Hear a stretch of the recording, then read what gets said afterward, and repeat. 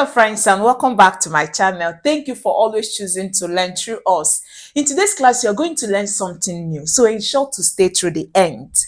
Now, look at what we are giving. Remember, we are still discussing differential techniques, and in today's class, you are going to learn how to differentiate using the product rule, okay? But before then, I'm going to tell you what product rule means and when to use it to differentiate.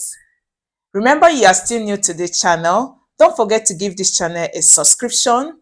Give us a thumbs up as you go through what we have, and also remember to leave your thoughts. It helps us to serve you best. Now let's go to what we have. Now when we talk about product rule, we use product rule to differentiate any function that is expressed in its multiplicative form. I hope you got that. When you have two functions that are expressed in its multiplicative form, remember the word product is multiply, okay? So when function is expressed as this, let's look at this. You can have the first function as u and then have the second function as v, where this function of u is expressed as a function of x, okay? This u can be a function of x.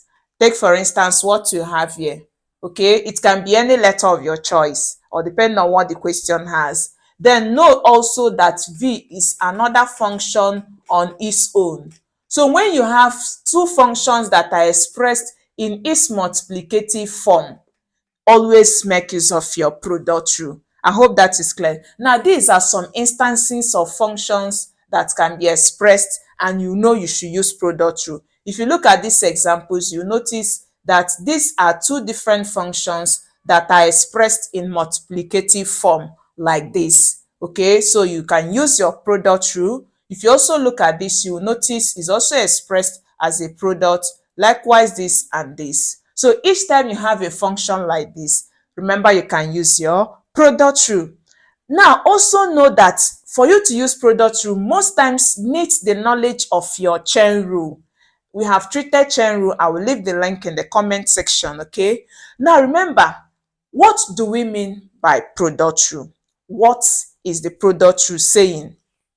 What it means is that for you to state your product rule, remember we said that if you are given a function as y equal to this, okay, where u is a function of x and v is also a function of x, then if you want to state your product rule, it means you are going to have dy, because this is a function of x and this is also a function of x. So it means you are going to have dy dx is equal to, okay, you use this v, bring it down, then differentiate your u. I hope you are getting it. Keep this v constant, okay, differentiate your u. So if you are differentiating u, remember u is a function of x, it will be du dx. I hope you are following. Then plus, keep this u constant, we have u, and then differentiate your v. And remember, v is a function of x, so if you differentiate it, it will be dv dx. And this is what we have as our product rule. Let's take that again. If this is what you are given, to state your product rule, remember this is a function of y and x because these two functions are expressed in x. Okay, so it means that the y dx will be equal to v. Take this v, keep it constant, then differentiate your u, which is the u dx, plus keep this u constant and then differentiate your v. At the end, you simplify and that gives you the value or the result. So now that you have known the product rule, please, each time you are using product rule, this is what product rule states. Okay, now that you know the product rule, now let's go into solving the problem. But in today's tutorial, I'm going to only take the first example. You watch out for the remaining examples in our next tutorials. So let's look at how to solve this. Let's look at how to differentiate this by this product rule. So if we are going to do that, remember we can now tag this to be our u and this is our v. Following this formula we have here, you will notice let's get the value of du dx, okay? So du dx is to differentiate this u. So we are saying that our u is 2x plus 3. Okay, so let's get du dx. Du dx is to differentiate your u with respect to x, okay? Now let's differentiate. Remember your power rule, which says if y is x to the power of n, then if you differentiate, what you do is use the power to multiply, which is nx, then take 1 from the power. Okay, this is your power rule. So remember the power here is 1. So if you use this one to multiply 2 to give us 2x, then subtract 1 from this power, and 1 minus 1 will give us 0. Okay, and if you have x to the power of 0, it is 1. I hope that is clear. So this is, and this is 2, sorry, 3.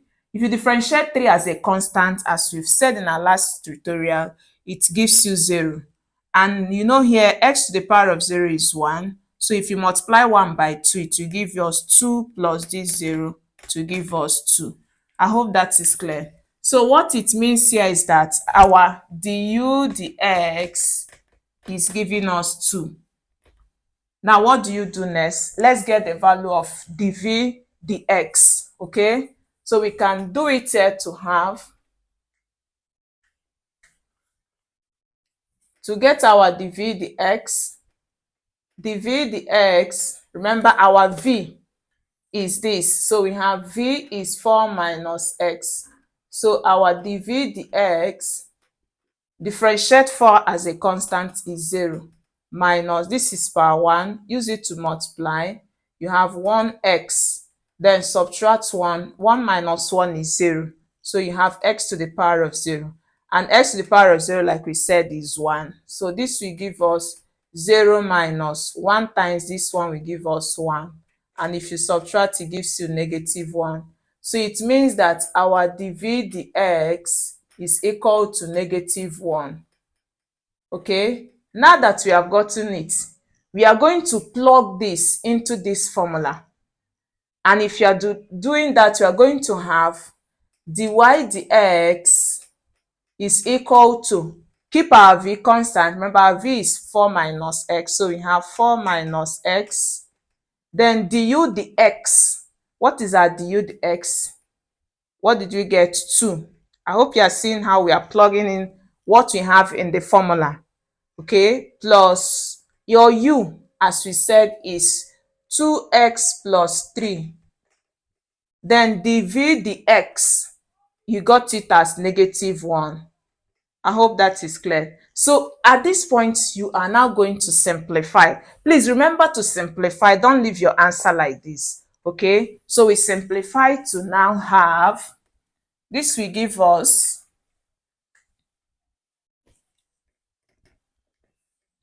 remember when you have 4 minus 2 minus x all in bracket 2, you can rearrange to have 2 into, so this will give us dy dx is equal to 2 into 4 minus x. Okay, this and this are the same. Then plus, what do you have next? This will give us, this is the same thing as saying negative 1 into 2x plus 3. Okay, so we expand, and if you do that, we are going to have, use this 2 to distribute. 2 multiplies 4 will give us 8, and 2 multiplies negative x is negative 2x. Use negative 1 to multiply this, it gives you negative 2x. Okay, use it also to multiply, it gives us negative 3. I hope you've seen that. So we are going to simplify now. 8 minus 3, collect like terms, okay? 8 minus 3 will give us 5.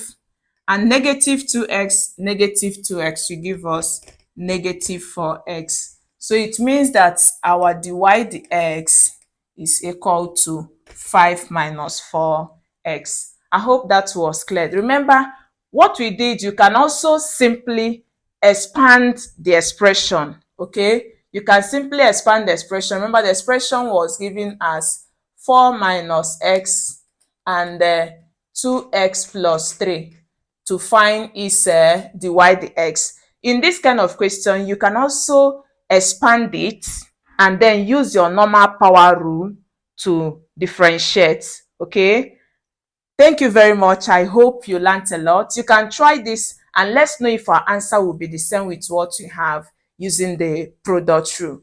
I hope this tutorial answered a lot for you. If you did, don't forget to give us a thumbs up.